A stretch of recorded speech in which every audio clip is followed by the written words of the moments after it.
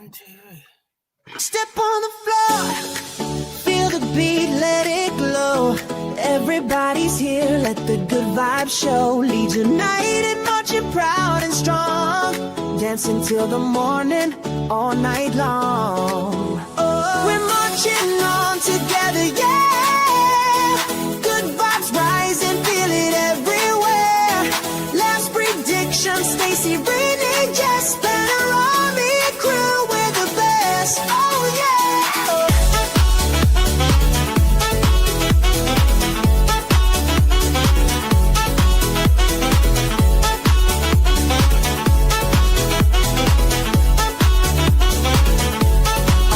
Day buzz, we're dancing in line. From previews to reviews, it's party time. Fastest finger first, let the quiz begin. Cheering for leads, we always win. Mental health, we're here for you. Laughs and smiles will pull you through. Light it up, let the music play. Spanner Army dancing all the way.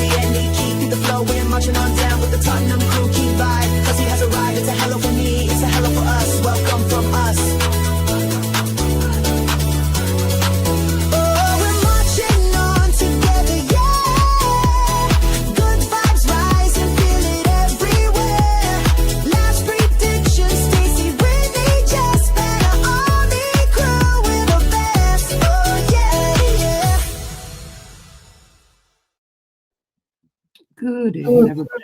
Welcome into JSY Talks Crime. This is your Crime Night Live. Smash a like, subscribe, hit the notification bell. And as always, thank you for watching. How are we doing, Stace, love? I'm doing good. I'm telling me that all day. She just read my message. Yeah. It's StreamYard. Right. What is? I've got Two screens. Oh yeah, it's this new thing with StreamYard. We can hide it. See, I can hide vertical me and just go back to this. Don't ask. StreamYard have done a new thing. They don't even ask you; they just do it. I'm gonna have to. It's awful. No, looking at yourself. Yeah. How are we doing, crews? All good? Yeah, all good. Hang on, there you go. Not bad. Can't see me. Man made it to Cleethorpes. Oh, listen, don't. We didn't know that Grimsby were at home and we came past as if we're all coming out at the stage and it was like, oh my God, we were just walking straight in front of the car. I was scared. Okay, I went, oh shit, Grimsby are at home. I wonder if they've won. And I went, no, they've lost. Keep windows up. Oh, the goalkeeper got sent off in 46 minutes for Grimsby. Did he? Yeah. Hell. Yeah, we just went that well with his car and he's up for now at RSC again. It might go back and be no trimmings on it, mind. I can't lie.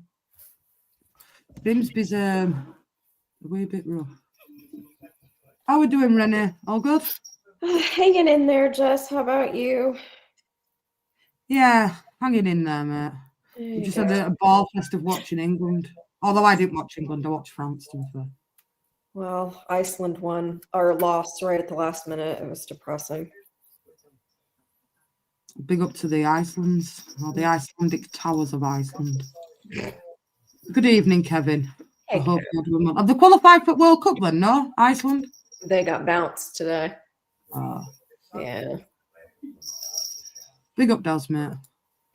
Big up, Paige. I hope you're doing well. Drula, big up, love. Oh, Drula. Big up Joel. God, how much weight has Freddie Flintoff lost? Fucking hell. Loads. God, he's Loads. in the bullseye, and I didn't even recognise him. I can't He had even that lie. crash, didn't he? He nearly Yeah, killed him. never been the same as if on Top Gear. Never been Yeah. the same. No. Big up, Kev, mate. Hope you're doing well. But so before we get into it, does anybody actually know the case that Stacey's covering? 1 minute, because I think my son's melted in bath. He's been in there an hour and a half. Wait a minute. I'm wasting away. Hey, Vin. Oh.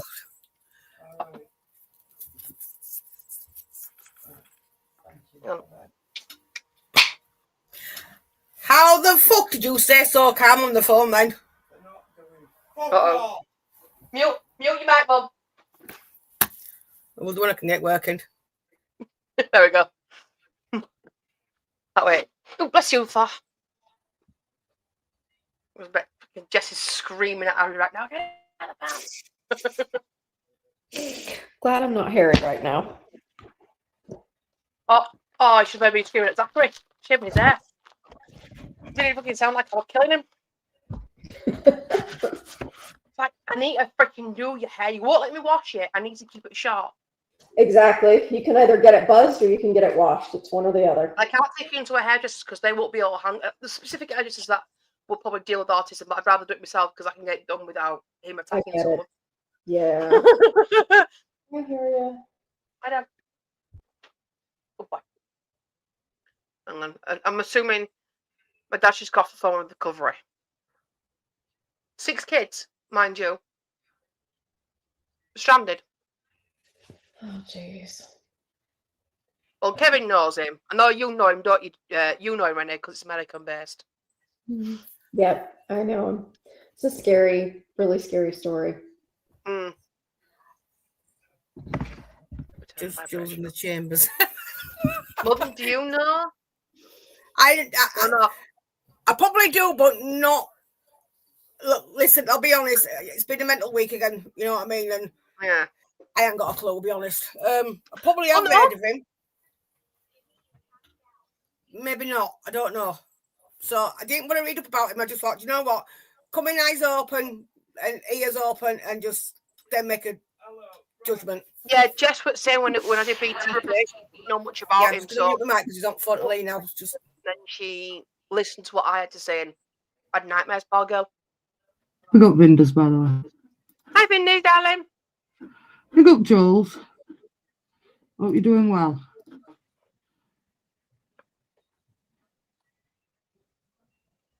Right, stay sober to you, love. Ready when you are. Okie dokie doke. So Kevin knows of him. Good. He may look like a novice. You're not wrong there, Kevin. Not wrong. Makes our fucking crimes look like a novice. It does. It makes our crimes look tame. I mean, look at him, he looks like a pastor, though. I can't even lie, you know. You wouldn't even think it if he killed all them. to be honest, I might actually know this. You might do. Yeah, right. Mute the mic again. He's on phone stuff. All right, so let me just clean my glasses so I can see. You know, being all professional and stuff. Right. So. Never.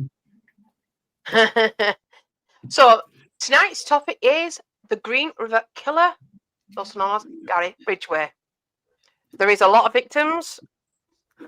I'm gonna keep up the gory details in the presentation. We can discuss it when we're finished at the end or halfway through, whenever Jess has got something to ask, or Renee will probably know as well as much as I do. I'll keep the gory details out, but he was a sick individual. So we'll get started, and then any questions we can answer. So, so Gary Ridgway was born on the February 18th, 1849 in Salt Lake City, Utah. As the second of 3 sons, his early life was troubled, marked with harsh upbringing from a domineering mother who often used corporal punishment. Ridgway later revealed conflicted feelings towards his mother, combining anger and inappropriate attraction, which included fantasies of killing her. His father, a bus driver, had a difficult marriage with Ridgway's mother and expressed frustration about sex workers his father, a bus driver, had a difficult marriage with Ridgway's mother and expressed frustration about sex workers encountering during his routes. Ridgway struggled academically due to dyslexia and low IQ. which led him to being held back a grade in high school. At the age of 16, he committed a violent attack on a 6-year-old boy who survived despite serious injuries. What made him attack a 6-year-old boy? The court I found is because he wanted to know what it felt like to kill. All right. Yeah, straight off the bat. Yeah. What we're talking about, though, corporal punishment, what we're talking about? He's dominating mother. Spanking and stuff. Yeah. Binding. Spanking. Okay. Oh, just... So what we consider normal punishment when we were growing up. Yeah, paddling. We got slapped. Slap, belt, crack, crack, crack. What My dad used to do that. that's corporal punishment, though. My dad brought my Yeah. sugar killed by about my face. Kill it in half. Ridgway completed his education at Tyee High School in 1969. Time with 19-year-old high school sweetheart, Claudia Craig.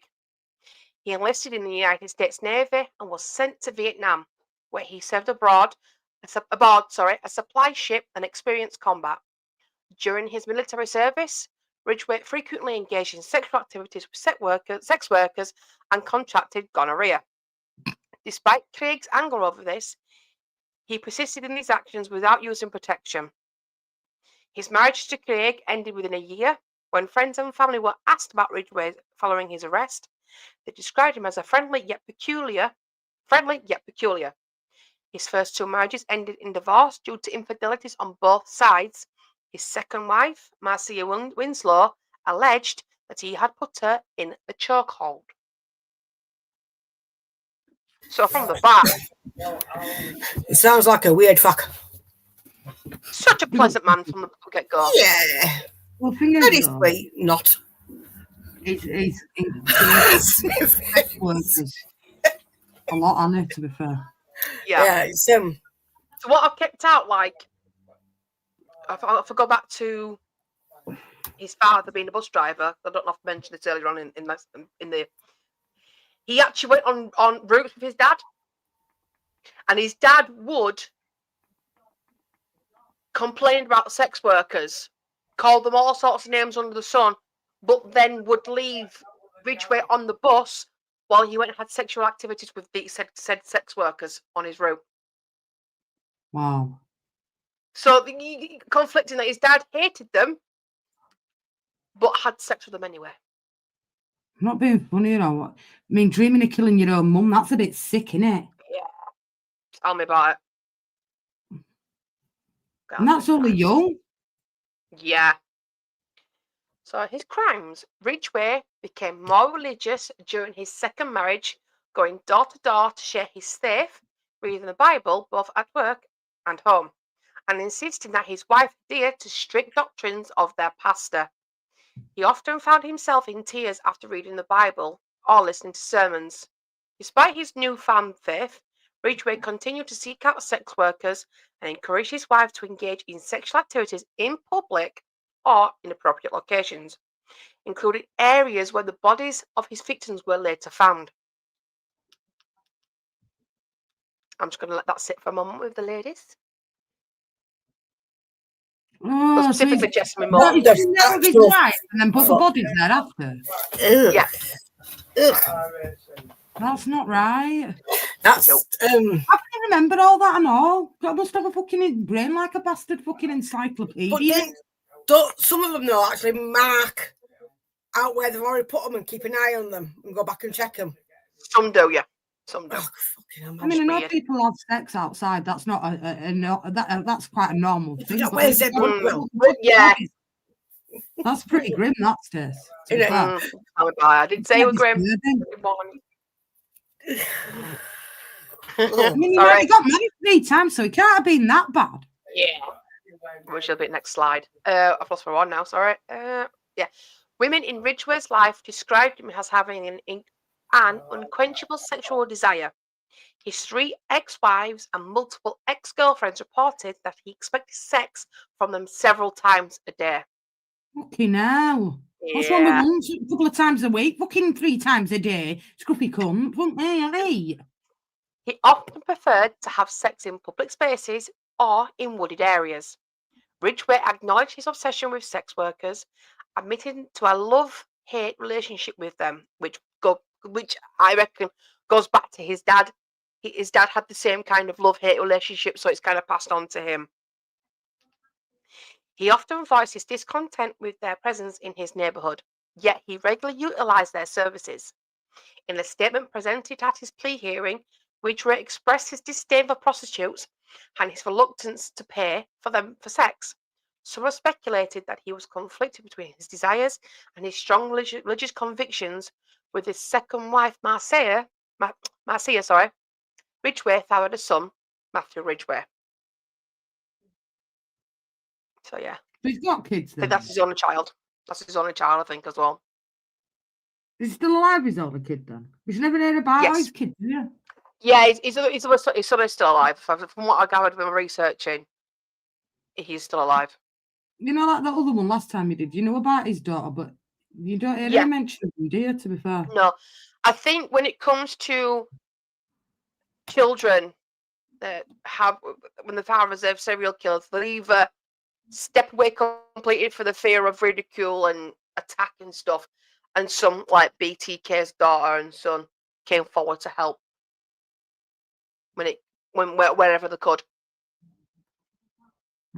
So it's a kind of the fear, which is understandable, because I know, like, I think BTK's daughter said the same thing. As soon as they found out who my father was, she got a sense of fear, because it's the sins of the father, innit, as the saying goes. Even though they didn't actually commit the crimes, some family members will get wrath from public because they happen to be related to the person that's done these horrific crimes. Mob justice and all that. Yeah, but you can't blame them for it, innit? No, that's the thing. You can't blame them, but some people do. They can't get the person that's done the crime. Not any of them, no. To be fair. Yeah. Don't move that stairs. Let me read it before you move it. Yes, mother. But Well, yeah, said it, how didn't wives know, or how didn't, you know, when they were married, like, how didn't they know? Wow. There's a story. Must be a very good liar. It must have been very convincing, I can't lie. They said that it's the people you least expect. Yeah, because to look at him, you just won't think it. Yeah, exactly. I can't lie. You won't But think that way looks can be deceiving. Exactly, that's what they're saying. Like I was saying before, Ted Bundy, everyone had this misconception of people that looked psychotic were psychotic. When Ted Bundy came out, and when people found out he was a mass murder serial killer, they were shocked because of his looks, his demeanor. Yeah, but what does a mass murderer look like? That's the thing. That's the thing. Before Ted Bundy, there was that misconception. They looked and acted a certain way. Ted Bundy came along and he threw that out the window. Yeah, with his charm, his good look. Look, don't get me wrong, he's a sick person, but he is a good-looking bloke. Coming out with his charm is how he managed to get away with it so long, because he just had that look and charm, and he was people just looked at him and trusted him. Before Ted Bundy? Yeah. Yeah, he wasn't a bad looking. No. And I know it sounds weird saying that. It's not like I'm going to start writing, he's dead, like, but you know what I mean? He was a good-looking bloke. You see, like, prime example, Richard Ramirez, the Night Stalker. Not a good-looking bloke at all. Yeah, that's better. You know what I mean? Yes, exactly. Yeah, exactly like that, Paige. Indeed. May I go on to the next slide? Have you Yes. So speaking of his marriages, so Ridgway was married 3 times. 2 of these marriages were during the time he was killing. So Claudia Craig Barrows, who was married in 1970 and divorced 2 years later. So that was while he was in the military, if I'm not mistaken. And then he met Marcia. They were married in 1973 and divorced in 1981. And his final wife, Judith, they married in 1988 and they divorced in 2002 when he made his confession. That one lasted quite a bit, the last one then, didn't it? Yeah, yes. I was just going to say that. Maybe if I'm true, look, she always says, don't she, the last wife, never thought it was a loving, kind man. Yeah, he was. It's amazing, And isn't it? she didn't believe he was capable of what he was accused of until she heard the confession. Yeah, She said that's she true. could not believe what she was hearing, and she straight up filed a divorce just like that. Because I don't know if it's over here. Gone away. Fuck that. Yeah, I don't know if over here, but I know in America, and Rennie might be able to back me up on this one. If you've got a spouse that's been done for a serial crime like this, you can get a divorce really fast. You can hear. Really quickly. Yeah, without you can hear. no like mediation or anything like that. No. It's literally, oh, my husband's a serial killer. I want a divorce. Divorce is granted like that. No, yeah, you can. You can get that here. Yeah. Is that right, Renee?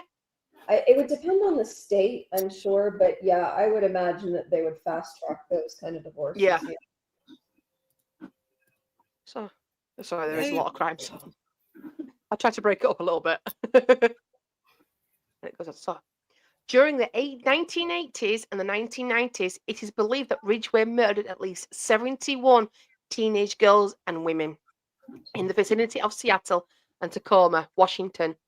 In his court testimonies, Ridgway later mentioned that he had taken so many lives that he lost track of the number. That's crazy. Yeah. That is so weird. That's so creepy and crazy at the same time. Mm. The majority of these murders took place between 1982 and 1984. The victims were thought to be either sex workers or runaways, whom he would pick up along Pacific Highway South. Ridgway occasionally showed the women a photograph of his son to deceive them into trusting him.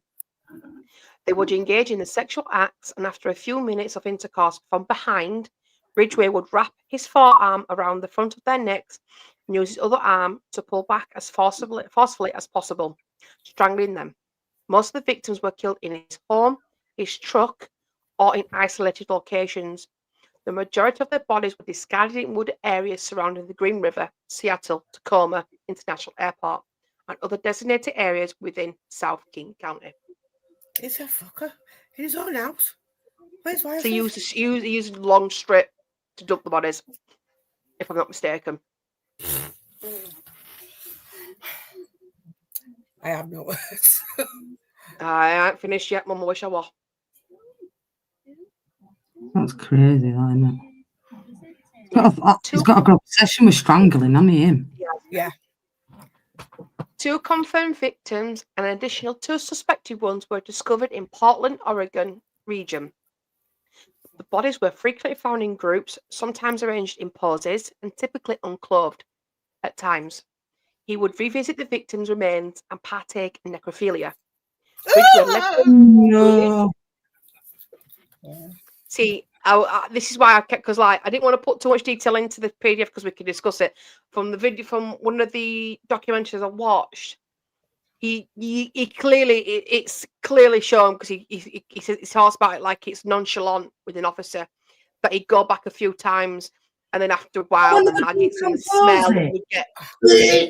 Oh, that is grim. He was. I'm so glad I warn people like every day this week. He would go back to revisit the bodies to have sex with them. But they were decomposing. And then he said he'd do it for a few times until it got to the point where the maggots and the smell was too much. Oh, that's enough. Yeah. Oh, no, that's sick. That's really sick. Ridgway later clarified that he did not derive greater sexual pleasure from necrophilia. Rather, engaging with the deceased diminished his desire for a living victim, thereby reducing his risk of apprehension. On occasion, Ridgway tainted the disposal site with items such as gum, cigarettes, and personal documents belonging to other individuals. He even moved some of the victims' remains across state lines into Oregon to mislead law enforcement. He was cold, calm, and calculated when he knew. He knew what he was doing. What he was doing. No. Fucking hell, man. Nothing phases him, does it? No. Well, I will point people to the documentary. But a decomposing body. That's really sick. Yeah, I think the initial interview he had after being arrested, obviously the officers tried to maintain like a decent relationship with the suspect to keep the flow going so they can feel open about discussing the crimes. I think the first conversation he had with the detectives, they came in and he asked him about his sleep.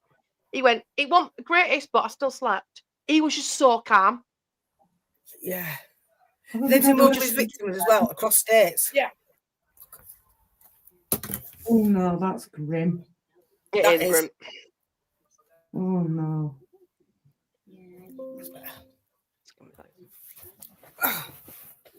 Yeah. Remains of Ridgway's first identified victim were discovered in July 1982. A distinctive type of spray paint was located in the clothing that was wrapped around the victim's neck, but the paint remained untested for 2 decades. It had been analysed at the time, establishing a connection between the murder and Ridgway would have been simpler. Following the discovery of 4 additional victims, the King County Sheriff's Office established the Green River Task Force to probe into the murders. Members of the task force included Robert Capel and Dave, I think it's pronounced right, Chirp, who conducted periodic interviews with incarcerated serial killer Ted Bundy, here we go, in 1984. So Ted Bundy actually tried to help capture him. But I reckon it would Bundy with more satisfaction for himself rather than clarification for his killings. Yep. Oh, that's grim. He was just that's what I mean. Bundy shared his insights regarding the psychological motivations and actions of the killer. He proposed that the murderer was returning to the dump sites to engage in sexual acts with his victims, a claim that proved to be correct, and advised that if law enforcement uncovered a fresh grave, they should monitor it and wait for the killer's return. FBI Special Agent John E. Douglas also played a role in the investigation by creating a profile of the suspect. So this is where they started profiling killers now at this point. Yeah, that's Mindhunter. Remember I was telling you guys about that on Netflix? That's about John Douglas and how they started up that unit. So it's a really good mini-series. You guys should watch it. It's a good series, I agree. Ridgway was taken into custody in 1982 and again in 2001 on charges associated with prostitution. He emerged as a suspect in the Green River murders in 1983 following the disappearance of 18-year-old Marie Melvare. Her boyfriend and her pimp later discovered a truck parked outside Ridgway's residence, which they believed was the same vehicle she entered on the day she vanished. Ridgway was questioned in relation to this incident, and law enforcement received multiple additional tips that referenced him. In 1984, he successfully completed a polygraph examination. So because he passed it, that's let go. But then a piece of piss to pass them out. Well, then why did he didn't do it. Easy though. And they went on the words of that he didn't do it over a fucking wow. Fucking hell.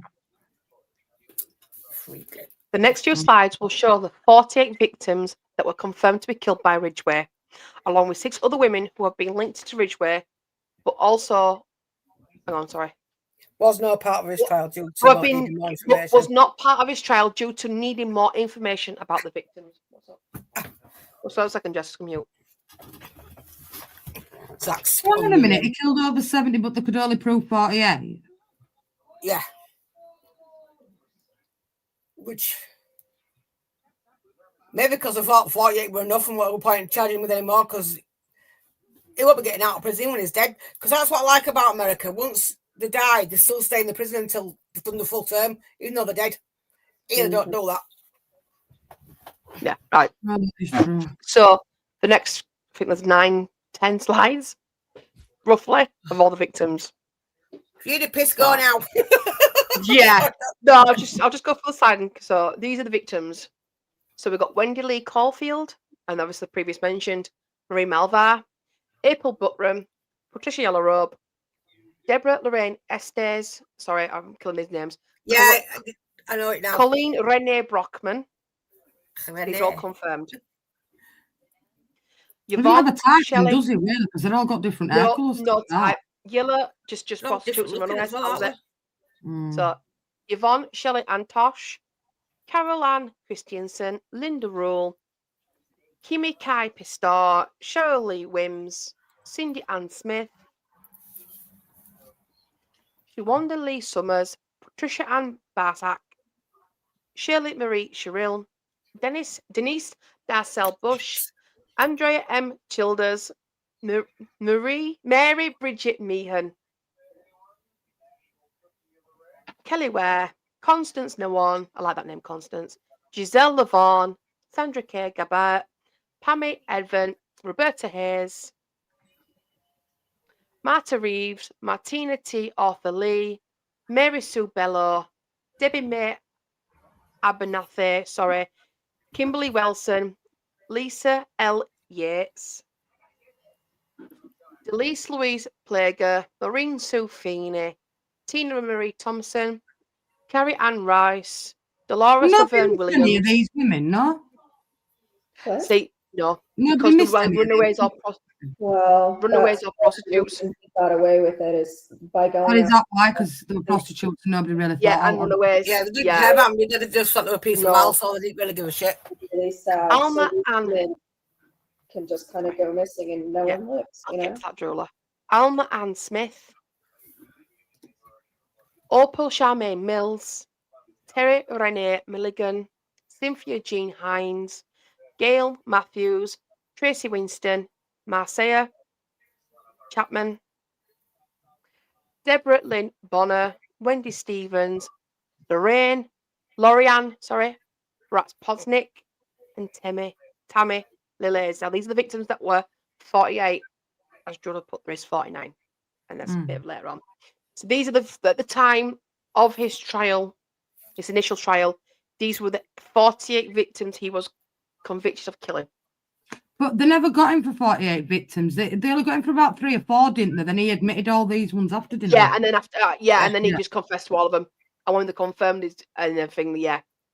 So these what he was actually done for, these 48. So the next slide is these victims that are still missing.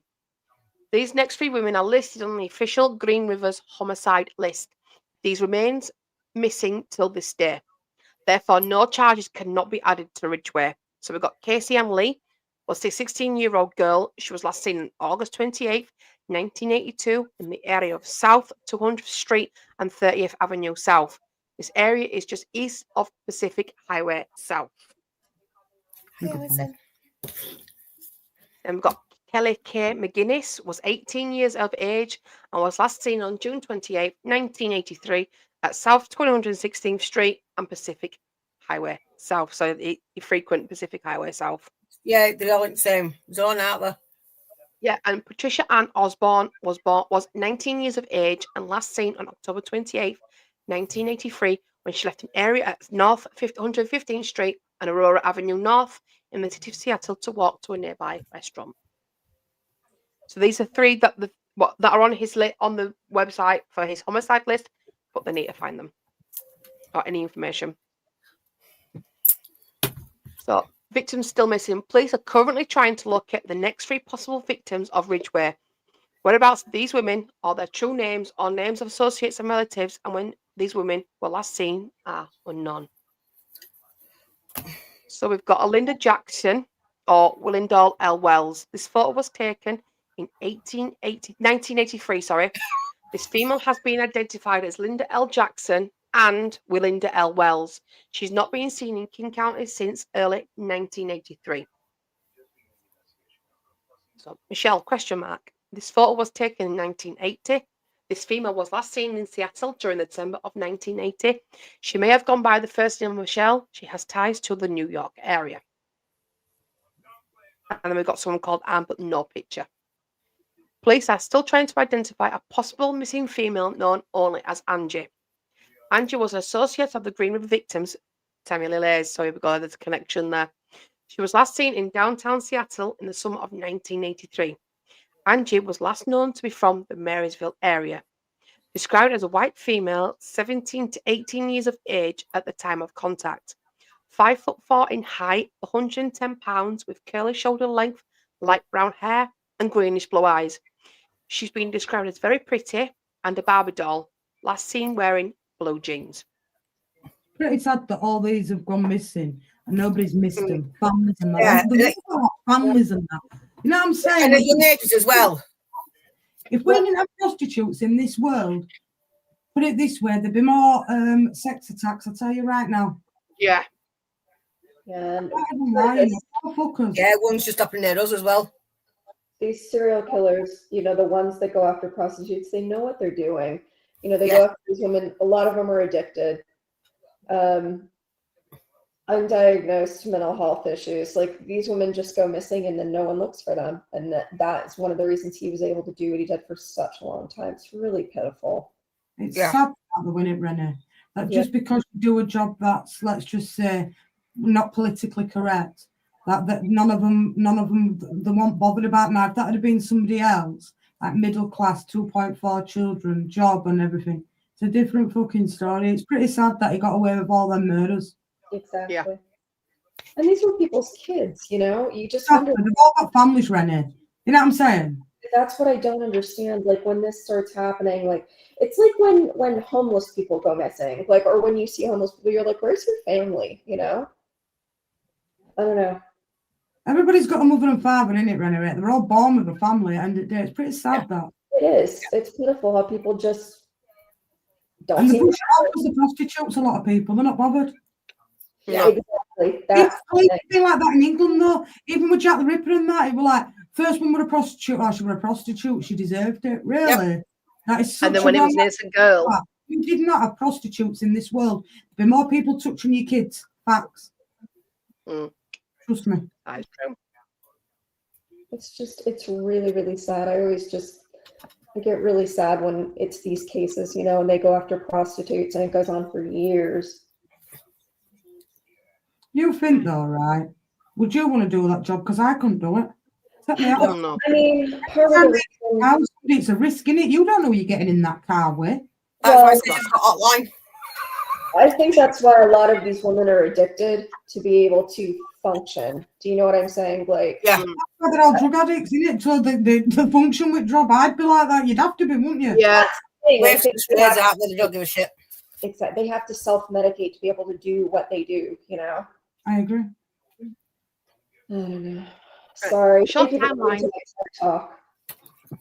A short timeline of the case. On July 15th, 1982, the remains of Wendy Lee Caulfield were discovered in the Green River. Within the month, 4 additional bodies were located along the riverbank. Deborah Lynn Bonner, Marcia Faye Chapman, Upper Shemaine Mills, and Cynthia Jean Hines. This marked the beginning of one of the most extensive and prolonged serial murder investigations in the history of the United States. Don't you think, though, his way of disposing a body were quite unique? Like, he chucked them all in the river. Like, a lot of people put them up or they bury him in shallow graves and everything, but like to chuck them in the river in the same bit as well. The strange one, in water as well gives you evidence. Yeah. Oh, but it's strange. He always stuck to that. I mean, how many bodies did he put? And they were all right next to each other. Stairs. Mm-hmm. It's not like he put them in graves at all. They just chucked them in the river. He stuck to the same spot. Yeah. Yeah. Worthless. Do you know what I'm saying? He did. That's basically, he dumped like the worthless. Ultimately, the deaths of at least 48 women would be associated with the Green River Killer. So, November 2001, Gary Leon Ridgway was apprehended and later charged with the murders of Cynthia Jean Hines, Marcia Faye Chapman, Opal Shemaine Mills, and Carol Ann Christensen. In April 2003, Ridgway faced charges for 3 more murders: Wendy Lee Caulfield, Deborah Lynn Bonner, and Deborah Estes. So they're the ones that got him on at first. Even Busy didn't realise he'd done that many, did they? Yeah.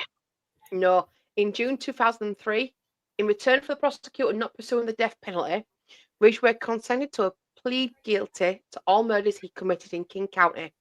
He also agreed to provide complete, honest, and straightforward information regarding the crimes he had committed in King County, and to respond to all inquiries during interviews conducted by detectives or the prosecuting attorney. Do you think he should have got a plea bargain, Stacey? Because I think he should have gone to death. In my opinion. In theory, no. But I think because he accepted the plea deal and didn't get the death penalty, more victims have had justice. Because if he just had gone, no. I don't know, if that were me, I'd want him to go to Needle. I'm sorry, that's my opinion. Oh, yeah. I agree with that. Prison's totally different to your life. A life for a life, an eye for an eye, a tooth for a tooth. Me, I'm sorry. That's my opinion. That's what I say. No, I agree. He should have been given the death penalty, but then there's the side is because. But that's the He prosecution pleaded- there, but that's shit out Yeah. for me. They got fucking hangman's If noose. it's proven without reasonable doubt, it would definitely them. Then yeah, because we know sometimes that the justice system can get it wrong, and we know that. Yeah. So I find there's more flawed cases in England though than these in America. America. Yeah, I agree on that yeah. one. I think their system's a lot better than ours. Yeah. Yeah. I think America's got a better way, though, aren't they? They once they say life, that's it. That's We don't it. have that How here. many people have committed murders, then they've come out and murdered again, then gone back in. If for me, Yeah. life means life. So you life, you stay in there till you die. You don't come back out. No I chance. agree. If you get given 25 years and you die within that 25 years and you're still in prison, if you've got 5-10 years left on your sentence, you should remain buried in the grounds until it's time for you to be released from the prison. That's what America does. They don't do that here. But when they say life is life, that's what I like about America. Yeah, when they go out, And they do 25 years. But they don't do 25 years, so because It's they do 12 and a half for behaviour. No, if it says life, it means life. If you took a life for me, you should never come out of prison. Facts. Yeah. Can't lie. It's like, I know last that got attacked by her ex-partner. I was good friends with the mum. I used to work with the mum. And he got 27 years. And he's got to do 24. And then after 24, he's allowed to come out on license with tag on. But he's got to do 24 years. He's not allowed to come out before then. He nearly killed her. It did pebs and everything. Last in Wakefield. Stamped her head outside. An eye for an eye, a tooth for a tooth. Yeah, I agree. If you committed a murder, it's you don't come out. That's my opinion. It might seem harsh, but that's my genuine opinion. No, I agree on that one. Because if that were your kids or mine, like that were Harry or that were your Zark or that was Stacey, so I'd never want to see him come out of prison. I can't lie. Yeah, no, I agree. Yeah. What Vin does. I believe if you commit a crime to that extent of that, if you kill somebody, you should be done for murder and you should be locked up for life. You should be allowed to go out and play fucking streets and run around and getting pissed and enjoy your life. Shit, having PlayStations and all this crap. Yeah. Get fucked. Yeah. You did nothing. Solitary confinement. Look at 4 walls all day. My heart bleeds. Tough. Yeah, no, it's wrong. You know, I mean, that cunt got off lightly, killed nearly 50 people, and he just stays in prison for the rest of his life. What justice is that? That's like here, right? How many partners get murdered by their partner? Domestic violence, male and female, not just going female, going both, and they get 47 years. 80%. It's wrong. It's disgusting. Probably 90% of killings is by somebody that you know. Yeah, they have to say that, don't they? Yeah, that's what they say. Should I continue? I think the justification for why they gave him a chance at a life sentence was because so many women were still missing. And the idea was that they could at least give these women Christian burials and figure out who was still gone. Do you know what I mean? Like, you know, I don't know if I agree with it or not, but that was the idea, was to give families some closure, you know, and find women that they were never going to be able to find these women otherwise. Yeah. Okay. So on November 5th, 2003, Ridgway entered a guilty plea to 48 counts of aggravated first-degree murder as part of a plea deal that would prevent his execution in return for his assistance in finding the remains of his victims and offering additional information. In his statement that accompanied the guilty plea, Ridgway clarified that he had murdered all of his victims within King County, Washington, and that he had moved and discarded the remains of 2 women near Portland to mislead authorities. 1 minute there. So, you know, did they find all them 48 bodies then? Yeah.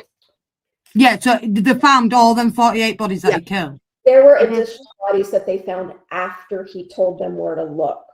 Yeah. Right. So that was part of his plea bargain. If they believed he had anything else to do with anyone else, he had to tell. He had to be forthcoming and truthful as part of his plea deal. Right. Fair enough. I'm not saying he didn't deserve the death penalty. I'm just saying that was why they did that deal with him, because they were there could have been like hundreds of additional missing women, and they were never going to find those bodies. Yeah. Yeah, and that's fair, but my opinion is an eye for an eye, a tooth for a tooth. You go. We'll all have different opinions on it. We don't have, none of us get nasty about it, but and I've always believed No, that, I'm like, agreeing with you, Jess. I agree. I understand why they did it, because they wouldn't have got them bodies rented out. I totally understand it. Yeah. But my still belief is he still should have been given lethal injection after that. I can't lie. You know, that's a cruel man. Not just, I'm not saying doing 1 or 2's right neither, but nearly 70 odd people. What an evil. And then going back and doing them when they're dead. And then doing that to them after they died and they're decomposing, man. That's wrong. There's something wrong with you. Like, seriously, that's one cruel, evil man. Well, you'll like this next bit then, Jess. Deputy Prosecutor Jeffrey Baird remarked in court that the agreement included the names of 41 victims who would not be part of State versus Ridgway if it were not for the plea deal. King County prosecuting attorney Norm Maleng elaborated his choice to pursue the agreement. We could have proceeded with 7 charges, but that would have been the extent of what we could have hoped to resolve. Regardless of the trial's outcome, there would have remained unresolved questions about other crimes. This agreement was path to uncover the truth. I understand it, don't get me wrong, but I'm just a bit old-fashioned in the fact that... Yeah, well, this is what he means. Look, ultimately, the pursuit of the truth is the reason we have a criminal justice system. Gary Ridgway does not merit our compassion. He does not deserve to live. The mercy offered by today's resolution is aimed not at Ridgway, but at the families who have endured so much. I mean, like, they film in American courts, don't you? And do you know what got me out of all that? The bloke with the white beard, and he said, I forgive you. And he did show some emotion, you see. I will give him that. He did show a bit of emotion when he cried. At that point, when that father turned around and says that it was basically elaborating. He's a Christian, and forgiven, all that sort of stuff. That's the first time I'd seen any emotion from him. But he did show emotion. I will give him that. He did show emotion. When that bloke turned around and said it was a Christian, basically, I'm just paraphrasing. It's a Christian way to forgive him. He forgive him. And that's when Ridgway cried. Because that gentleman, he didn't come at him in anger. He didn't come at him. He was very softly spoken. I mean, he was, and you know what? That I'd murdered my kid. I'll be honest. No. I wouldn't be this calm. I don't want to get hold of him and castrate him. I can't lie. The calmness of that bloke. I personally, fair play to the bloke, because that's a bloody hard thing to do. But I know for a fact, he's the only one that. I didn't jump on the table and punishing me. And you know what? The bloke was look at him, and he sat and he stood on that witness stand and he gave his what they call it, a witness statement. The after, and he said, victim statement. And big up to him, but I know I couldn't forgive anybody that had hurt my family. I can't lie. Yeah, he's victim. I just couldn't. But fair play to him, and that's the only time he ever showed any emotion at all. He did. That is true. The only time he showed emotion. Not when he was giving interviews. Not when he was talking. Not even what he did to his wife and all. What he did. Just that one guy. Yeah, that one bloke made him cry. Of all the things he's done, I've seen numerous documents on this, and he only showed emotion when that bloke said he'd forgive him, because it was the Christian thing to do. That's when he cried. On December 18th, 2003, King County Superior Court Judge Richard A. Jones sentenced Ridgway to 48 life sentences without the possibility of parole to be served consecutively. Additionally, he received a further 10 years for tampering with evidence for each of the 48 victims, which added a 480 years to his 48 life sentences. Subsequently, he was given another life sentence after the remains of the 49th victim were discovered in 2003, which I will mention later on. Ridgway assisted prosecutors in locating 3 bodies on August 16th of that year. The remains of a 16-year-old girl was found in New McClaw, Washington, 440 feet from State Route 410, were identified to belong to Pammy Annette Evett, who was in the initial slide, who was thought to be the victim of the Green River killer. The remains of Marie Malvar and April Buttram were uncovered in September 2003. See, now do you see why they gave him that plea deal? Are we remembered where all them? Do you know what bugs me a little bit there is, are we remembered where they all was? Yeah. There's that many of them. If I'm not mistaken, each of the victims went back a few times. So the location would have been solidified in his head to be able to go back repeatedly. Of all the victims he had, right? You look at Ian Brady and Myra Hindley. There's still something on that moors that they've never found. But yet he can recall where 48 bodies were. That is absolutely fucking crazy. For me, my opinion on that one is they refuse to give his location up just to be absolutely cruel. Yeah, to his mum. But I don't understand how he's remembered where they all were to be able to go and say, yeah, this, and this. What I should have done is, as soon as I got where they were, I'm right, sorry, mate, leaf injection now, you. That's yours. So I did them. Alison's got a point there. Probably treat them as trophies. Yeah, that's when they remember things. So they go back for probably like the colour of the hair, or the hair with the hair waved or moved or. Like that bloke when he used to cut their hair. That's an English, well, he was Italian, then he took snippets of their hair, didn't he? Yeah, he did. And he had an obsession with women's hair on bust, didn't he? He used to cut the fucking hair. Yeah. On November 23rd, 2005, the Associated Press reported that a weekend hiker discovered the skull of one of the women whom Ridgway had confessed to murdering in his 2003 plea deal with the King County prosecutors. The skull of another victim, Tracy Winston, who was 19-year-old when she vanished from Northgate Mall on September 12, 1983, was found on November 20th, 2005 by a man hiking in a forested area near Highway 18, close to Issaquah, southeast of Seattle. This discovery resulted in Ridgway receiving his 49th life sentence in 2023. Remains that were found in 1985 and referred to bones 17 were confirmed to belong to 15-year-old Lori Ann Penick, who was last seen by her family in Lewis County, Washington in November 1982. See what I mean, Jess? If they hadn't done that plea deal with him, none of these women would have been allowed to be added to his sentencing. So that plea deal left it open. That plea deal left it open for more chances of him being prosecuted for anyone else they confirmed were his victims. But like it says, though, he confirmed to kill a majority of his victims before they were found. I don't know how he slept at night. No. How he went to sleep. She's 15 years old. I'll never know. Yeah. You can't lie. How he lived a normal life after doing that. No. You know, being married to a woman as well, having a kid as well, and still acting normal. How the fuck? The same when he was at home with his wife. He was lovely. Yeah. He was nicest bloke you'd ever meet. You wouldn't have even thought it. Maybe that's why he did it. Because he didn't want to do it to his wife. If I do it to my wife, I lose my son. Personality. Yeah, man. Ridgway admitted to more confirmed murders than any other American serial killer. Over a span of 5 months of interviews with the police and prosecutors, he confessed 48 murders, 42 of which were identified by police as probable victims of the Green River Killer. On February 9, 2004, county prosecutors started to release the videotape recordings of Ridgway's confessions.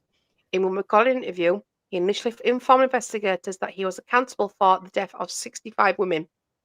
In another recorded interview in December 31st of 2003, Ridgway asserted that he had murdered 71 victims and confessed to having engaged in sexual acts with them prior to their deaths, a detail he withheld until after his sentencing. In January 2004, Ridgway was placed in solitary confinement at the Washington State Penitentiary in Walla Walla.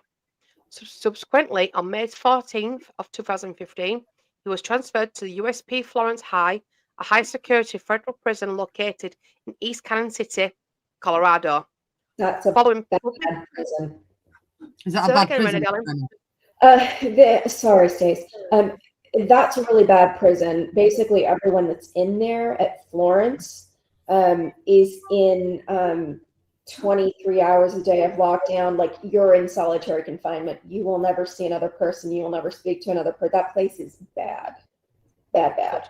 They put that. They make a film about that, and not a film, a program about that as well. That probably. I'm pretty sure that the Unabomber is there, and it's so that they do not have any physical contact with anyone. Like it's a bad place. High security as well. And I think I've seen the program about that actually. That prison. That's the kind of place you don't come out of alive. You know what I mean? Like you die in there. Yeah. Following public Because they burn them outcry. on ground, don't they, as well? Right. They've got actual burial sites on the ground. And then families have come back years after they've died to take them out to put them in a proper grave. So Yeah, that's not the place you want to get sent to in the US. Following public outcry and discussions with the governor, Jay Inslee, in September 2015, Corrections Secretary Bernie Warner announced that Ridgway would be returned to Washington to ensure he was easily accessible for ongoing murder investigations. On October 24, 2015, Ridgway was flown back to Washington State Penitentiary in Walla Walla via a chartered plane from USP Florence High. In September 2024, he underwent a brief transfer from Washington State Penitentiary to King County Jail for several days before being returned to WSP. Authorities did not provide any explanation for the transfer. However, the transfer order was unsealed in March of 2025, revealing that Ridgway's temporary transfer was aimed at assisting in search for additional victim remains. Why are they letting him just come out? I don't get that. Initially, in a separate recording interview on December 31st, 2003, Ridgway stated that he killed 71 individuals and admitted to having sexual relations with them prior to their deaths. There we go. A fact he only disclosed after being sentenced. In his confession, he recognized that he chose prostitutes as targets because they were easy to pick up and expressed that he hated most of them. He also admitted having sexual intercourse with bodies of his victims after their murders, but asserted that he stated burying the later victims to help him resist the temptation of necrophilia. Oh, God. Now it's going back and digging them back up. Oh, do you know? No. And because at the time I did the research, I found the 49th victim that was mentioned earlier, so she's got her own slide. Yeah, definitely had someone. Yeah. In February 2011, Ridgway was convicted of murder of Rebecca Marrero. Ridgway had admitted to killing a 20-year-old in 1982. However, prosecutors did not have sufficient evidence to charge him with her death at the time. Her remains were discovered in December 2001 by teenagers who were exploring a ravine. That's beautiful. And then obviously, the Green River Killer, Green Ridgway. What are your thoughts? And I'll come out of this so we can go full screen. Monster. Pardon my language, but fucking monster. Yeah. I don't know where to start. See, that's the reason why I left some of the gruesome details out, because I thought, particularly with me and Renee knowing the case as well as we do, it would be a good point for us. I don't realize Jess had gone. It was a good thing. It was a good thing to discuss. It was a good thing for us as a panel to probably discuss some of the gruesome side of his murders rather than me having it in a PDF, because we can discuss it then. Because he was sick and twisted, like I said. You can go back and watch the confessions when he speaks about going back to the bodies, and he only stopped going because the smell of the maggots got too much. And it's just like having a casual it was like he was having a casual conversation. Yeah, it was like everyday conversation he was having with the cops in the back of the car, because it was actually going. Sorry. No, I'm sorry, sister. I was just going to say it was like he was reading off a grocery list, like. Yeah, I feel awful for knowing so much about this case, but this case is always intriguing because the sheer amount of victims he had and the sheer time he had got away with it, and he was just so unexpected. And then when you go back and watch the confessions and stuff, how nonchalant he was, and that when I mentioned about the maggots and the maggots and smell, I think he was actually going to another spot to point out where he had actually dumped more victims. And it was like an everyday casual conversation with the officers. And I'm like, I felt sorry for the police officers that I had to do them interviews and stuff. They must have get my hands off of him, I can't lie. It must have took them all their strength not to throttle him, but they were recorded. They were smart enough to have recordings of him in the car. It's easy to stop recording and take cameras off and give him a bit of digging it, though.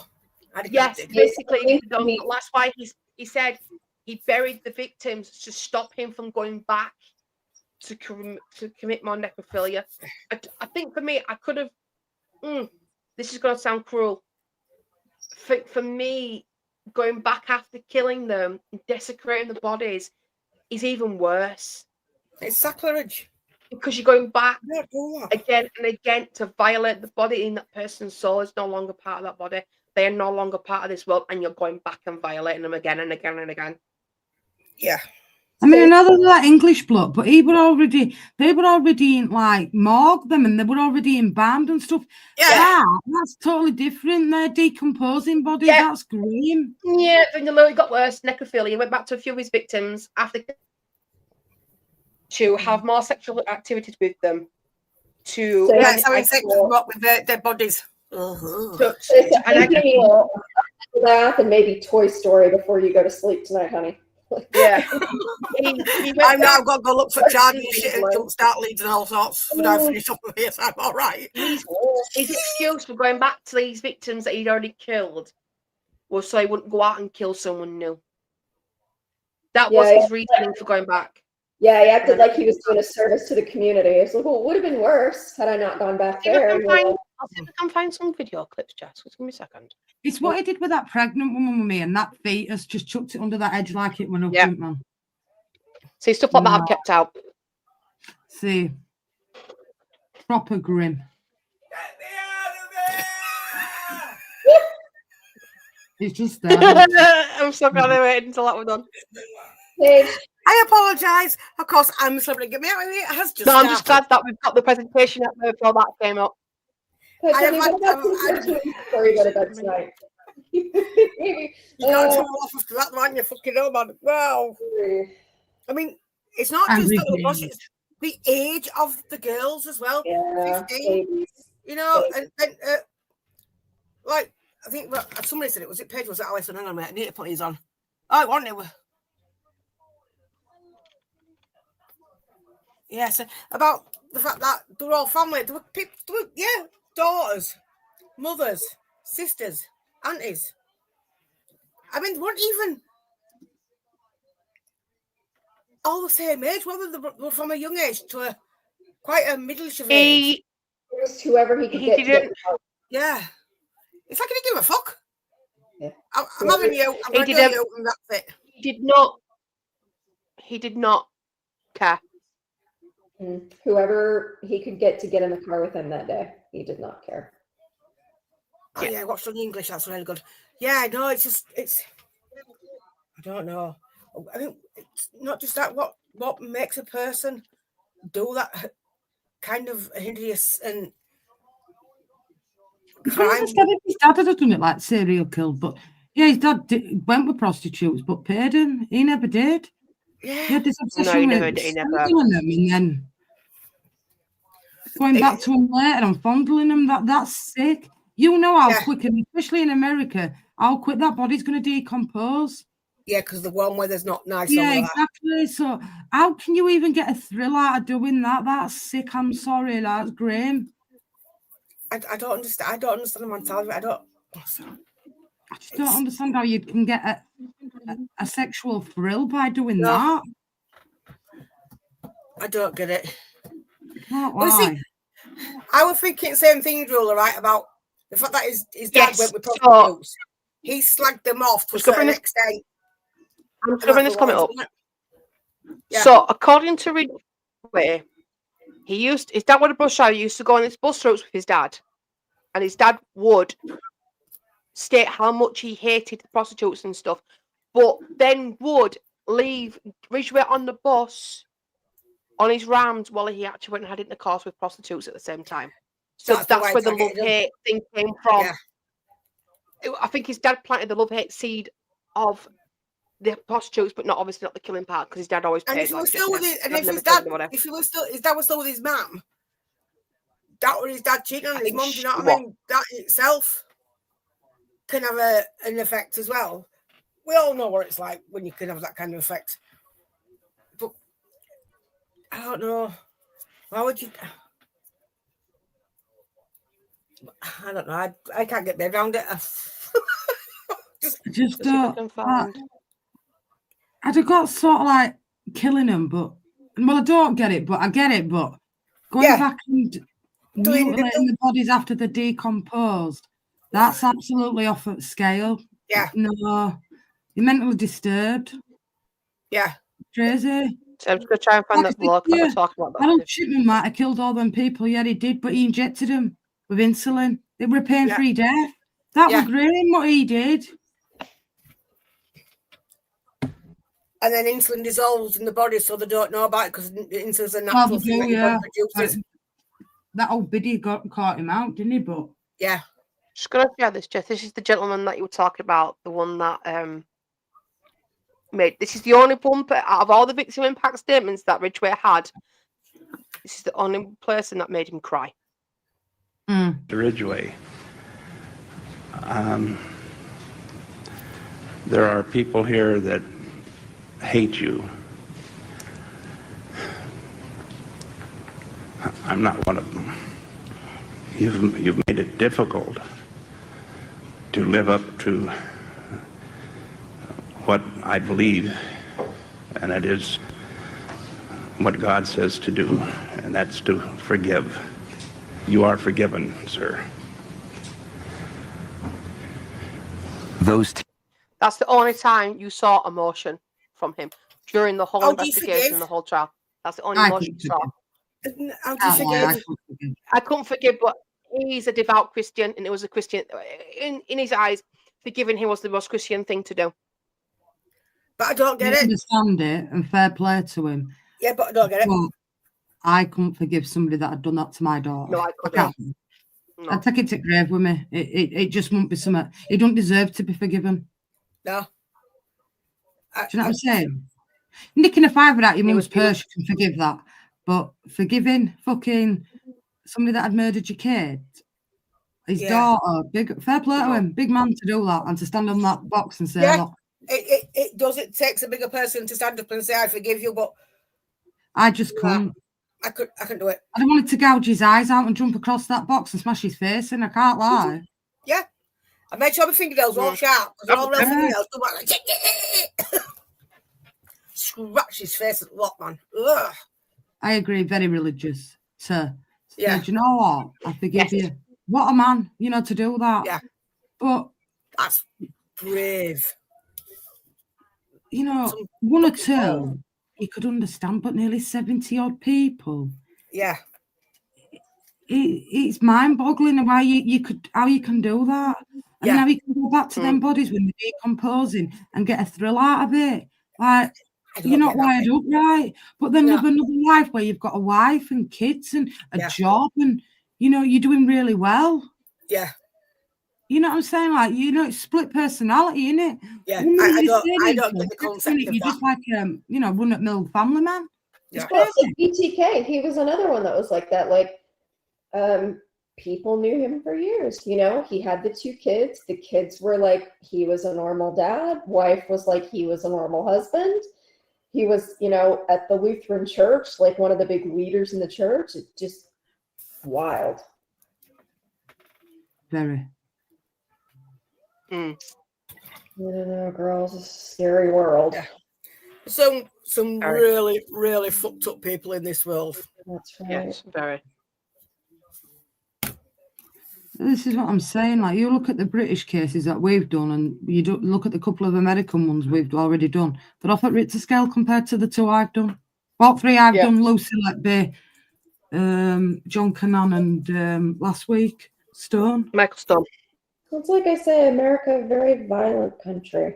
It is because guns and shit. You know what I'm saying? Like, it's second nature, isn't it, over there?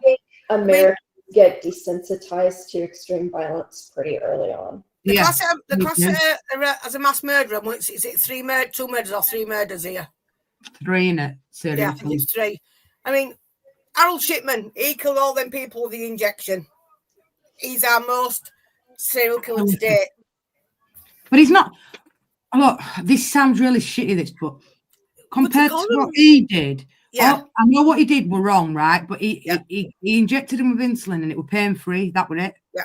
You know what I'm saying? And he conned him out of the life insurance, so he got stuff on Will. Yeah. So that guy. That's all. I'm not saying what Harold Shipman did were right, because it certainly wasn't. He was in a trusted position. But at the end of the day, Pales in injected him, comparison. nothing there. He did go after pales bodies in and start comparison, mutilating. No, I didn't. Whereas That's that's just it. That's brutal. The worst British case that I can think of is the two, what were they, 10, and they killed James Bulger. Babes in Wood. That was one of the worst. Like, Yeah. Big up, Robert. And they blame it on that film, Chucky. Why really? they did it. And you know what? Yeah. They're another two that, in my opinion, should have never, ever got a second chance in life. They get to all because they're underage. they get let out, like fresh That's start. right. You go again. You know That's what they did to that little boy. If you Absolutely. do that with toddler and you're still at a young age like that, Yeah. you're still, I mean, that's a soft age. 10, Well, 11, look at what they were. You don't need to be out there walking around. Yeah, because they've committed as a minor. That's what it was. Because they were minors when they committed the crime. They got Yeah, out. it's like that here in some cases too, but they've made it to where if it's a really bad crime, and it depends on the state, each state is different here. But like in most states, especially here in the South, if you do something really, really hideous, they can try you as an adult. Like, it depends on what it is. Telling me at that age you should know right from wrong, because of course you know right from wrong at 12 and 13 years of age. You know that what you've just done is wrong, seriously wrong. And you should be tried as an adult if you've done something like that. You know it's wrong. You've done it. You've committed the crime. You should pay for it. You should get out at 17 years old. Go out with your life. Big enough to take a life. Big enough to take a life. You know, just because you turned 18, you're not safe to be outside, like mixing it up with other people. No. And how many times have they been put back inside since they've been released at 18? Quite a few times. Frequently. One of them very frequently. Yeah, but one of them came out, was out 2 years, not even 2 years, and he got caught having pictures of children in unpresented positions and stuff. Took it back in. Then he got let back out again. He's a serial. I can't remember the last name. We'll say serial offender. He's a serial offender. And they knew that. As soon as they locked him up, they should have locked him up for life. Both of them up for life. That at 10 and 11, leading a little boy off out at shopping mall and doing that. It's crazy. Watching the video of him walking out with him as well is horrific.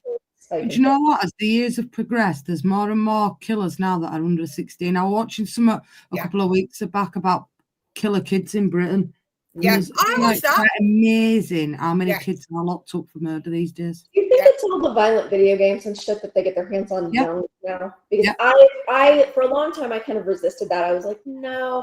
But honestly, now as I get older, I think it might be that, because all of these shooting games and stuff when kids are young, like, it's violent. I'm not so sure it's a good thing for young kids to be seeing. I do think it kind of desensitizes your brain to it. I think there's a certain age, and I think like some of these gaming nowadays, you know, they're violent. And then if you've watched that Killer Kids, there's certain ones of that'll say, well, this happened in Resident Evil or that happened in that game, and I just wanted to reenact what they did in that game. Yeah, it took somebody's life. Yeah, the violent video games and shit like that. And I suppose how kids are brought up. I don't know, because I don't think you can use that as a defence, how you brought up, because give me Frogget any day. Gossip Logan. I was brought up and I've seen a lot, but that didn't make me turn into a serial killer. Do you know what I'm saying? It sets you on the path. Either go that way or you go that way. For me, I went down that path of I never want to go through what I see or want Harry to see what I see growing up as a kid. Yeah. You know what I'm saying? It didn't make me the other way. Do you know what I'm saying? So I think it all boils down to your own personal perception of how you want to live your life. I'm sympathetic to people who have really bad childhoods. I truly am. But there's a lot of people that have had nightmare childhoods that turn into good people. Exactly. Yeah. Exactly. This is didn't have it great growing up. I didn't, I see a lot that I shouldn't have seen, but I didn't. I don't think I'm a bad person. I think I'm a good person. I don't think See, for me, molded me into being a bad person, because it just made me think that when I had my kids, it makes you everyone see what I see. That's wrong. That's like me, though.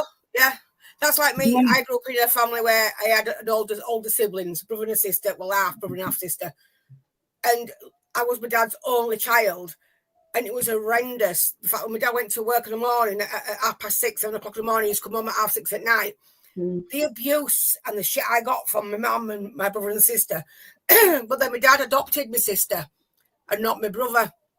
And it didn't change anything. It was still the same. I mean, until my mum died in 22, she was still saying she hated me. I shouldn't have been born. And I had that for all my life. Your dad's like your fucking dad. You blocked somebody else. Oh, you're not my kid at all. I found you. I grew up that until she died in 22. So to be on my end of that. And in fact, now it started to raise its head again. After our Harry got murdered, I was at our Damien's, and one of them was saying, "Oh, well, you spoiled one at family." I went, "No, who told you that bullshit?" Listen, they got spoiled. My mum fucking adored the fucking daughter and son she already had, but me, I was the mistake. And I just stood there and I'm thinking, what the fuck? My mum's been gone for a year. I haven't lived with mum and dad since I was fucking 15. I moved out at 15 with Stacey in a buggy. And you're all about it now, fucking all these years later. So it shows you how the circle still carries on from the little people that keep whispering. Do you know what I mean? And it's awful. But I would never, ever put myself in a position of hurting someone because I couldn't do that. I'd rather help somebody. If I can help them, I'll do that. Do you know what I mean? But I would never hurt somebody like that. Never. It's awful. I mean, it's a cop-out at the end of the day. You know what I mean? People that, like I said, I am sympathetic when people have had really bad childhood. Yeah. So truly, I am. And like my mom was raised by alcoholics, so I know that it can be really bad. You know, there were a lot of things she just wouldn't talk about. This is an alcoholic. Yeah, my dad. You know, that she didn't act that way. I mean, at the end of the day, like you do have to make a choice about who you're going to be, you know? Mm-hmm. Yeah.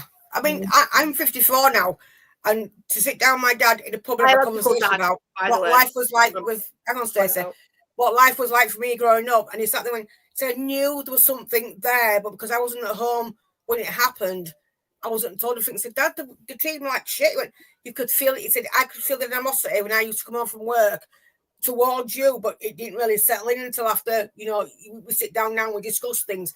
Because I told my dad once I got to a certain age, like this and this is about my mum, and you know, this is what she done to me, this is what she said to me. I ain't got a DNA test to prove it from my dad. That's how bad it got to a point where she died before I got the results. I went, yeah, look, Mum, I got them. Do you know what I mean? But I mean, my kids went through hell. I went through shit with my first marriage.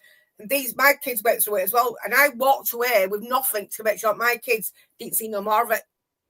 Do you know what I mean? Because John's like that now. He's not like it now, but he was. He used to be quite aggressive and quite, it's not anymore. He's calmed down. But I've always said to him, you lay your hand on any woman or anybody else for no reason at all, I'm going to batter you.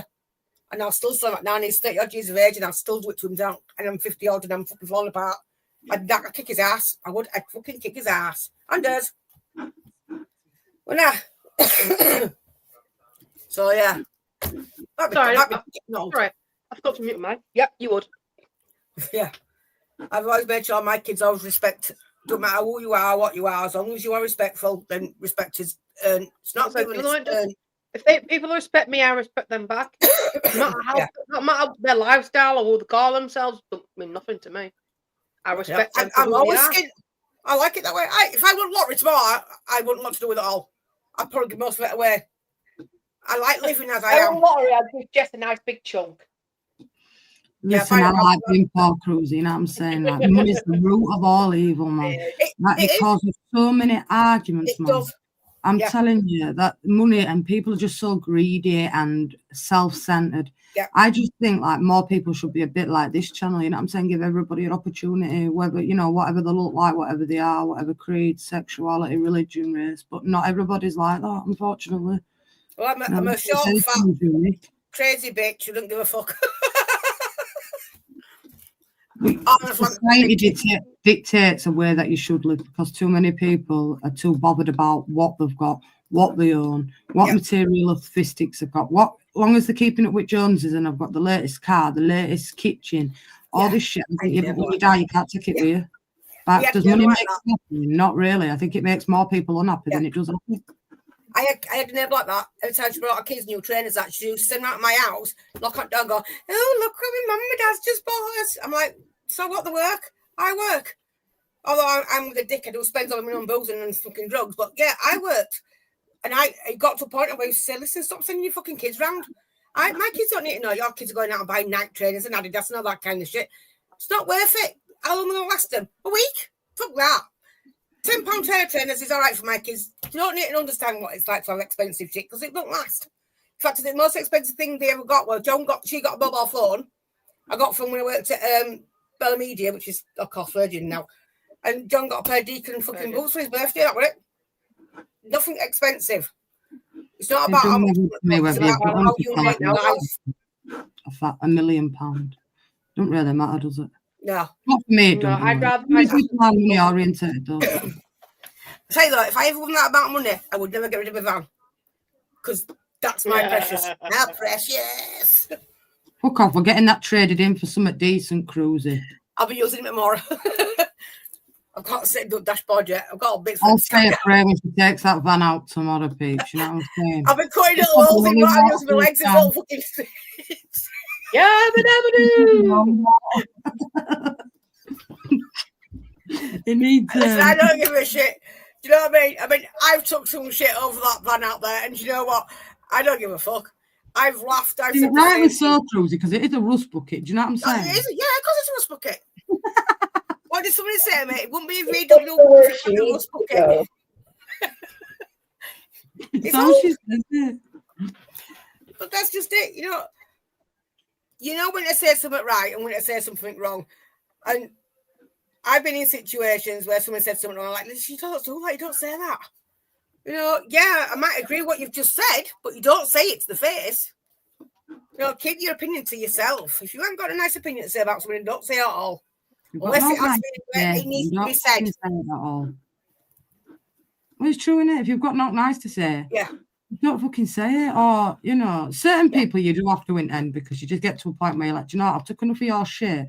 Yeah. I'm going to say something. You know, I have an ear. I did that with some that we all know. You get to a point, you have to say something. You know what I'm saying? Yeah. Like, you can't sit on your laurels. No, but Ebony, it's not Ebony's coming and telling me what Mum said about me. I said, Ebony, listen, does his face look bothered? She goes, no, and don't let it bother you. Because while she's looking at me, she's leaving somebody else alone. Don't let it get to you. It doesn't bother me. Because I tell you why, because she won't say it to my face, but she'll say it behind my back. Well, I found out my brother's been going around telling people I'm crazy because I take meds for depression. Oh, yeah. Well, I must be in that category then because I take medicine. No, I was like, seriously? Thanks. I mean, it's crazy because you take depression tablets, does it? I take depressing tablets. Believe it or not, for my, guess what you call it now? Menopause, sweats. The chemist for me went, just doing your review for your medication. Oh, yeah. So how's your depression on your tablets? Went, depression? What depression? She said, you take it? I said, no, they're for me hot flushes. He went, oh, yeah. I'm not psycho yet, you know. Don't bother saying that. Many people are judgmental though when they find out you take like depression or shit like that. Yes. I would absolutely agree with that. Do you think you're fucking cool? Or think you're thingy, like you're wired up wrong or something? It's like, nah, you'll try being depressed. You can't comment until you know what it's like. Like I won't lie when people say it's a chemical imbalance. I'm like, bullshit, no. No. I don't believe it is a chemical imbalance. I believe it's genuine. That. Yeah, no. Oh, Smithy, what you like? It is a pile of crap, but it's my pile of crap and it's good. And it still works, you know. It gets you where you need to go. It does. A little bit tomorrow as well when Sonny's not here. We need to use him. You watch your bread down tomorrow now. Told you, put the holy water on the van. Yeah, I've Listen, if you can count 5 friends on your hand that are decent, you've done well, because for every 10 people you'll meet, 9 of them will be absolute knobheads. Oh, yeah. Yeah, and then you meet me, and I'm a total dickhead. There's too many people that are out for what they can get out of a friendship. It's not 50-50. It's very true. The thing is, we've gone from getting paid every week, more or less, from now got it monthly. And I get phone calls every day or every week from my like, Mum, can I? No, listen, you work and you earn more than me, and she gets more than me, and what me and Tony get. And why can't you survive on what you get? We do. Why can't you? I don't get it. Save your fucking money. Keep your friends close, keep your enemies even closer. It's very true. Yeah, thank God. What is it? The enemy of my enemy is my friend or something like that, isn't it? Yeah, something like that. Yeah, greed is the root of all evil as well. Yeah. It's true. Oh, yeah. So like I said, when my dad's on about his money, he wants a wide awake wake before he dies, because he don't want us lot pissing up the money, having a piss up while he's dead. He wants to be with us, celebrating his life. Why not? Weirdo. Who wants a wide awake wake? Yeah, that's what he wants. He says, what's the point of me having a wake after I'm dead? Because I can't meet nobody, can't have a drink with nobody. I'm dead. So why don't I have a wide awake now while I'm still alive so I can get everybody together and enjoy whatever time I've got left, have a big party, spend some money, and then there we go. What's that? And then die gracefully after. Oh, I'm not dying gracefully. I'm going out with a bang, me. I don't give a fuck. Run some fucker over with my van. If it's still a road. If we're going out, I'm going out strong. Live today. Very true. Live each day as if it's your last. Yeah. Well, that's just it. I mean, Harry's gone. He was 19. Tony's mate died. He was the same age as Tony. We're 56. My mate's just died. And that's like, I think she's a year younger than me. And it's just like, what the fuck? And it's like, I said to Tony today, I said, do you know what? I took kids on and come back. I said, get him sorted out and we're going away on weekends. We're going to start spending some time away because we don't know what time we've got left. You know? And it's really kicked me up the arse. I mean, so much I'm got in this house from top to bottom. I can't do it in one fell swoop because I'm not well enough to do it all in one go, but I'm doing it. I'm getting the shit I don't need anymore. That don't mean anything's gone. Out the door, in the bin. You mean you get rid of all that clutter cruising that we've been telling you about for ages? Yeah. Yeah, I mean, like printers. Yeah, like fall printers and, you know, yeah, all that crap. Do you know, I have started doing it like it's just something like it's not don't mean anything. Only thing I want to do is just, I'm not money oriented, Smithy. Yeah, I'm not money oriented. I've never been like that. You know, it's like something from hand to mouth. Yeah. Same Vancouver, and I'm just not angry bullshit. I just don't go out. I don't watch anything anymore. I just chill. I'm zen. Truly will tell you I've been zen for ages now. I don't either anymore. Bit of feng shui. Absolutely. I know where you're coming from there, Drula. Facts, mate, because exactly the fucking same, mate. Exactly the same, yeah. None of them want to know, mate. Facts. I said the same thing about my brother, about my dad. I told my dad's got to change his world. Right. Because it's not his son. He's got no commitment to him at all. He's been nowhere near my dad. Well, my dad, no, fuck all. He didn't even do that for my mum. When I told him I'd bring my mum and look after her and she was dying, went, are you fucking stupid? I'm like, it's my mum. She might not like me or love me, but she's my mum. And it's the thing I should do, bring her home. Oh, he criticised me, so wicked, but when my dad dies, if he's there like that for money, he can fuck off. He ain't getting fuck all. You must think some hide the will so he can't get his hands on anything. Coming in here, love. You must love us on quiet, really. See, I knew we were loved, really. You know what I'm saying? Yeah. I can't even lie. We do things a different way, and it's the right way. Whether you like it or not, I just think it's the right way. I think it's what you see is what you get. There's no ways. There's no ways and graces. Oh, God, that's a fucking grim challenge he's got to do. You won't get me going through that. Blech. Oh, carcasses or whatever he's got to go through. Just watching I'm a Celebrity. I have. Just watching I'm a Celebrity on. And I'm getting fucking PDF presentation ready for my next one. What's next one? Oh, it's proper grim, man. She's got to go through all this blood and she's got all these like designer clothes. Oh, God, it though. Is it Kelly Brook with big tits? Ratty will be staying downstairs when Tottenham play Arsenal next Sunday, Vinders. I have been warned. Is Levi Belfield. Yeah, Levi Belfield's next week to follow on from what we did the week before. Yeah. Oh, well, I don't need to know that one. And then Yorkshire Ripper, and then Nilsson for Stacey. She wants to know Dennis Nilsson. I don't know. No, fact about the Yorkshire Ripper. Do you know when he did the one in Edinburgh? Her body was found by him that used to play, what's his name, in Coronation Street? Yeah, Les Battersby in Coronation Street. Yeah, he found the body back at Anderson at Edinburgh. And I'm doing one that Renee requested I look into, and I thought, you know what, might as well do it. Gainesville Killer. Oh, he was twisted. Gainesville Killer. Oh, yeah. Oh, yeah, I know what that is. Yeah. See, the inspiration behind Scream. I don't mind watching anything serial crime-wise because I love it, even American stuff, because you get to take court as well when they got caught. I like it more in America because you can see the case, like, you know, when they're in court and what defense and prosecution say. Well, we very rarely do it. Yeah, We don't see that here. Where in America, you see it all from start to finish. And it's like, I like that because it gives you the full You've seen picture. Ella before the wrap up windows, but you've not seen her on Sunday. Banjo. Come here, Prig. No, that's Mrs. Really? Lazy dog. Ah, you're chilling out. You can see her before we wrap up, but you won't be seeing her next Sunday. They'll never forgive me. You're having a laugh. Winnie. Say hello to Binders. Princess. Did you call you Ratty? You're not Ratty. I love. Pretty. Hello, princess. Hello, girl. Oh, I just died. Hello, beautiful. She knows my voice, you see. Princess. I'm working on the peacock. Hello, princess. Hello, I'm making beautiful. progress finally. So my cat's going, princess. Oh, look at that. Is that stuff you do? That what you call it? This one's cross stitch, yeah. Yeah. So it's coming along finally. Yeah. I've got the cross stitch. Hey. Yeah, but she looks like a mouse compared to your dog. Yours is a big fuck off thing. I just got a big fat cat. So have I adopted. It's fucking massive. Everybody went, Nana, what do you feed Loki? I went, no, just folded his biscuits. He's a fat fucker. I went, yeah, no, he is. You see how much of that fucking weight that Mrs. Biddy's cat's put on since it's been fucking coming here? It's got a double fucking chin.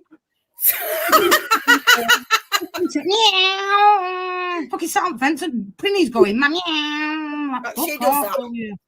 She's even started sitting on my shoulder here on the morning and just staring at me. It's like, what do you want? I want feeding. Meow, meow. Fuck off. She don't like me when I'm nice for that peacock. She might have it done by this time next year. It said it's keeping this because I'm doing it through this app. It says it'll be done March 31st at the current rate. No, leave it surprised. March. That's what it says. It says March 31st at my current rate. I'm currently 7% done. Well, because there's been no football played, but don't worry. I'm getting strummed on Sunday. Fucking hell. We fucking did all right, didn't we? I didn't think we were going to start a day. Oh, England? Oh, don't start me off about England. That was what a boring game that was. I watched France. Yeah, you should make me watch it. Did I watch France? I paid £2.50 and watch France. I can't lie. It doesn't say no. I can't lie. Right, Pete. I think we're going to wrap this one up then. Yeah, I'm going to go look for these parts that we need for tomorrow. Yeah. Everybody lock your doors. Yeah, don't have nightmares about that one, guys. So next week it's Levi Belfield. And who was the week after, Stacey, for you? I am doing Danny Rowling, also known as the Gainesville Killer. Which was inspired. Well, he didn't look like him. Yeah, it was inspired. His actions, his killings inspired the movie franchise Scream. Yes. Oh, yeah, Yeah. Bad news, this one. Still I watch the film. And big up to Renee for recommending that one to me. Yeah. I watched every movie. I watched Scream.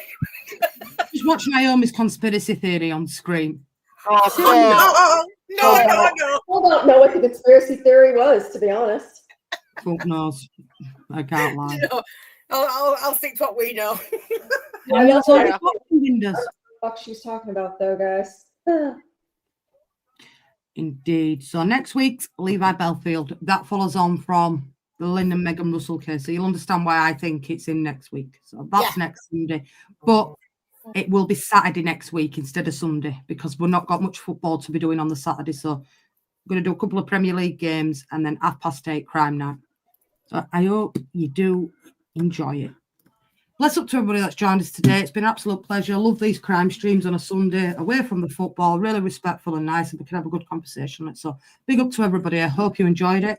If you have got any recommendations that you do want doing, leave them on, go on Real Crime page and leave them on there. I'm sure me and Stacey can get them in. But big up to the panel, big up to the chat, and there's only one thing left to say. It's a good night from me. And it's a good night from her. It's a good night for me. And lock your doors, and lock your windows, and stay out of the U.S. Yes. Lord. Reach the Green River, avoid it at all costs. And happy Thanksgiving for Thursday, Rennie, in case we don't see you. Oh yeah, happy Thanksgiving for Thursday. Thanks, everybody. Happy Thanksgiving to you as well. Sure, if you're not doing out, you can join us, Rennie, but I'm sure you've got better things to do than join us. I'll be with you. Thursday. I think Spotty guys already just in case. Yes, bitch. I'm getting dog ready. Absolutely. Smash a like and subscribe. Bless up to everybody. We will see you all again tomorrow for the Northern Ireland game. Thank you very much for a nice, chill day, and we will see you all again very soon. Take care of yourselves, and just remember, don't have nightmares. Leeds United, dancing bright, spend our army up all night, laughing, sharing, having fun. The beat goes on, we just begun. Like and share, let's all unite. Tottenham crew, feeling right. Goodbye from me, from her, from us. The party's here, no need to rush.